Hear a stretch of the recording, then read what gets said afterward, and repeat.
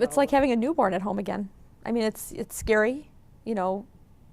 I'm worried about rolling him every 2 hours in the middle of the night, taking over. You know, I did a lot of the things when he was in rehab, especially near the end, so that I knew how to do them, but taking total control of that is scary.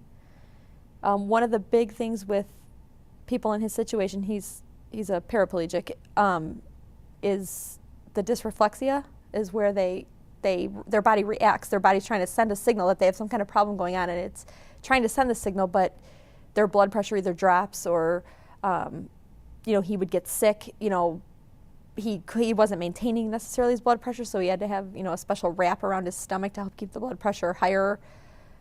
That kind of stuff, when you're in a rehab environment and you have someone there to support you, a nurse or an aide who knows what's going on and knows that he's reacting that way, is one thing, but then you get home and it's a completely different thing.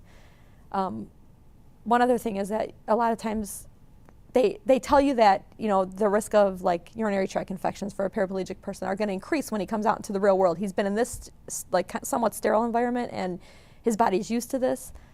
And, you know, sure enough, you know, he's home a month and he gets an infection, he ends up back in the local hospital. The local hospital had no idea how to handle a paraplegic patient, none whatsoever. They didn't understand the bowel program.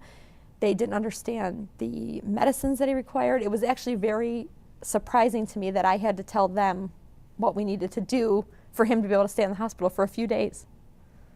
You know, it's a little scary that, you know, that feeling that I know more than these people who are, and not that I knew more than them, but I knew how to take care of him better than they did.